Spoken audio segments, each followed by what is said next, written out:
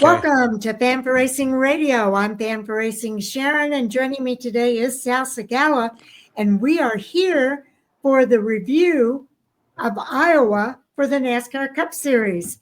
Did you get a chance to watch this one, Sal? Because I only got to listen to it.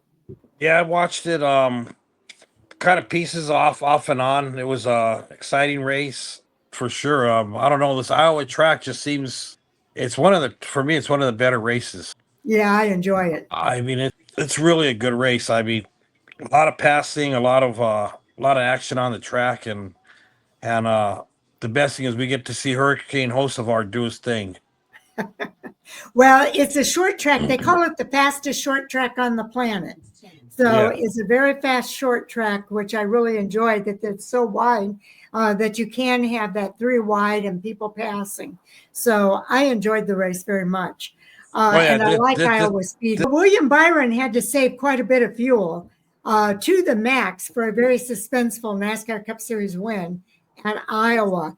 It was an extraordinary spat of cautions in Sunday's Iowa Corn 350 powered by ethanol that allowed William Byron to save an extraordinary amount of fuel that proved the difference in Byron's second victory of the season and his first since his Daytona 500 victory. He was able to squeeze 144 laps out of his fuel cell at Iowa Speedway, where the fuel window is roughly around 100 laps. Byron crossed the finish line ahead of a trio of pursuers. It included the pole winner of Chase Briscoe, first and second stage winner Brad Keselowski, and defending race winner Ryan Blaney, all on different strategies. And I kind of enjoy the strategy plays. I like to see the various different strategies. So that was fun to watch or listen to. William Byron won the Iowa Corn 350 for his second win of the year and the 15th of his career. Chase Briscoe finished in second, followed by Brad Keselowski and Ryan Blaney. Then it was Ryan Preece, Bubba Wallace, Alex Bowman, Carson Hocevar, Joey Logano, and Austin Dillon in the number 3. Byron led 141 laps. That's the most of anyone else in the race. And the team originally thought he would be short on fuel, but a rash of late race cautions allowed him to save enough to make it to the finish line without issue. Stages 1 and 2 were both won by Brad Keselowski, and the fastest lap bonus went to Brad Keselowski. I'll tell you more about that in just a few. There were 10 lead changes among 6 drivers, 12 cautions for 72 yellow flag laps, and the average speed of the race was 92.905 miles per hour. The highest finishing rookie was Riley Herbst, who finished in 30th place. That fastest lap award went to Brad Keselowski on lap 197 at 23.748 miles per hour. So the margin of victory in this race, 1.192 seconds between first and second place. Your thoughts, Sal, about those top 10 finishers and about William Byron able to go 144 laps when the fuel window was around 100? Yeah, I didn't think he was going to make it. I thought for sure he was going to run out. They kept saying, he's his crew chief Rudy Fugle kept telling him back it down, Yes. And there was times that he was telling him, let Briscoe and Keselowski catch you. Well, it was Blaney and Briscoe, and then Keselowski came in. But I really thought Keselowski was going to win this race. He looked like the class of the field throughout the whole race. Car. He led a lot of laps, and like you said, won the first 2 stages.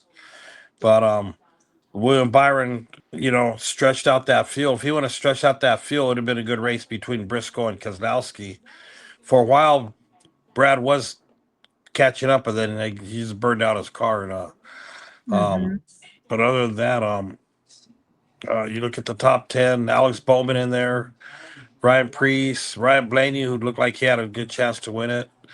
Bubba Wallace with another top 10. Yeah, he came in. He was sitting in the pits getting his car fixed, and they were talking about a good thing he won that race and and the Brickyard, Indianapolis. because if Yeah. he would have won the Brickyard, he was looking like he was going to make the chase. He had And an then incredible run. He was 2 laps yeah, down yeah, he was 2 and laps was able down. to race his way through the field. You started at the tail end of the lead lap, like in 30 seconds or something like that, and raced his way up to 6th place. It was an incredible run. Kyle Busch had a good run going for a while too. Tyler Yep. Reddick did until he got hit, but he still finished on the lead lap, so they're able to get his car fixed to get him out there. But other than that, congratulations to William Byron. On another win. He seems like he might be one of the heavy favorites to win the whole championship this year. Okay. Well, we'll see what happens. I have no incidents to report. Everybody finished the race running. Riley Earps was the last car on the lead lap. He ran in 30th place. So 30 cars all finished on the lead lap. The rest of the cars down to 37th finished the race running, but they were a lap or more down. So we don't get to say that very often, Sal. Nope, not anymore. Okay. I think what we decided is that you're going to go ahead and do the regular points report, and then I'll cover the playoff standings. So the points we have: William Byron in first, Chase Elliott in second, Kyle Larson in third with the most, actually 23 playoff points. Denny Hamlin leads in the playoff points with 24. He's sitting in fourth place with 4 stage wins. Larson has 8, Byron has 7, and then fifth we got Christopher Bell with 3 race wins. Tyler Reddick in sixth, Ryan Blaney in seventh with 1 race win, Chase Briscoe with his race win in eighth, Alex Bowman in ninth, Bubba Wallace with his race win sitting in 10th, Chris Buescher sitting in 11th, Joey Logano with his 1 race win is in 12th, Ryan Preece in 13th, Ross Chastain with the race win is 14th, Kyle Busch 15th, and Ty Gibbs rounds out the top 16. Okay. Now, when the playoffs begin, if they were to begin this week, this is how the playoff standings would go. And there are only 3 drivers who are in on points at this point. 3 races left. So we'll see what happens. Denny Hamlin moves to the top of the list with his 4 wins and 24 playoff points. With 3 wins, you have Kyle Larson with 3 wins with 23 playoff points, Christopher Bell with 3 wins and 17 playoff points, and right behind him, Shane Van Gisbergen with 3 wins and 17 playoff points. But there's a big difference in their points because Shane Van Gisbergen is actually below the cut line, but with those 3 wins, he moves to 4th place when the playoffs begin. William Byron now is the only driver with 2 wins. So he's got the 17 playoff points as well. Then we go to the drivers that have 1 win, and there's a slew of them here, including Chase Elliott with 6 playoff points, Ryan Blaney in 7th with 9 playoff points, Chase Briscoe 8th with 6 playoff points, Bubba Wallace has the 7 playoff points. In 9th place, Joey Logano also 7 playoff points in 10th. Ross Chastain has 6 playoff points in 11th. Austin Cindric, 8 playoff points in 12th place. And Josh Berry fills in the 13th slot with his 1 win and 6 playoff points. The 3 drivers without a win are Tyler Reddick in 14th. He's got 1 playoff point. He's 122 points above the cut line. Then there's Alex Bowman, 63 points above the cut line, no playoff points. And in 16th place is Chris Buescher with negative 4 playoff points. You remember he had a penalty that took away his playoff points, and he's still trying to make that up. So he's 23 points above the cut line. Those drivers that are below the cut line, Ryan Preece, 23 points back in 17th. He has 2 playoff points. Kyle Busch is 73 points back in 18th place. Ty Gibbs, 87 points back, and AJ Allmendinger, 118 points back of the cut line in 20th place. So those drivers are looking for a win to get in. And we've got a road course coming up Almendinger is usually pretty good on the road courses. We'll see what happens. But we've got Shane Van Gisbergen too. Shane Van Gisbergen might put himself up in second place with a fourth victory if he wins again at Watkins Glen. Well, we'll see what happens with that because most of the drivers actually did pretty good this year on the road courses. So, and Shane Van Gisbergen didn't do so well last year. He had his issues. So, I guess we'll have to wait and see when we get to Watkins Glen this weekend. Watkins Glen. Okay. Anything more you want to point out here, Sal? No, that's about it. Okay, well, do watch for more coming soon. I'm going to try to edit and get all of the reviews out before our Hot Topic Sound Off live stream tonight at 10 p.m. Eastern. That's 9 o'clock Central, 7 o'clock your time, Sal. And then later this week, Jay and I will be back with the previews for Watkins Glen International. You've got the ARCA Menard Series as well as the Truck Xfinity and Cup Series all racing at Watkins Glen International. And then the ARCA West Series is also racing at Tri-City on Saturday.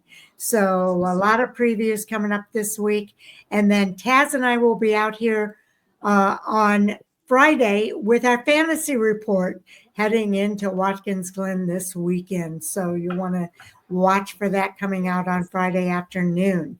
So thank you, everybody, for tuning in. We do appreciate it. And we hope you're enjoying it as much as we enjoy doing it. And it's so good to have you back, Sal. I know you're still in recovery, but it seems like you're doing pretty well. Yeah, that's what my therapist said. He goes, you're, he goes, I see a lot of improvement in you. So that's always a good step in the right direction. It certainly is. I can see it in your speech even. I think you're doing pretty well, all things considered. Yeah, I hope so. I mean, I need to. Yes. Well, I'm sure you'll do just fine. So it's good to have you back. And we'll look forward to seeing you next Monday when we do all the reviews from Watkins Glen and Tri-City. All right, everybody, have a good weekend. Stay safe, and we'll see you next week. Sal, do you want to give your handle so people can follow you? Yeah, you can follow me on Instagram at Sal Segala Jr. And you can follow me on Facebook at Sal Segala Jr. And I don't really do too much Twitter these days. I used to, but kind of backed off of it. So, but either way, it's the same Sal Segala Jr. at Twitter. I will tell you, Sal is a photographer at the track, and I know he's taking some time off right now, but he always posts some really fantastic pictures that he takes at the track. So you want to check those out. Yeah, I definitely check them out. Don't be afraid to give me some what do they call it? Feedback? Constructive criticism is what we call it. Okay. Yeah, constructive criticism. Okay. Well, thanks for being here, Sal. Thanks, everybody, for tuning in. And we'll see everybody tonight on our live stream for Hot Topic Sound Off at 10 o'clock Eastern Time. Take care now. All right. Good night, everybody.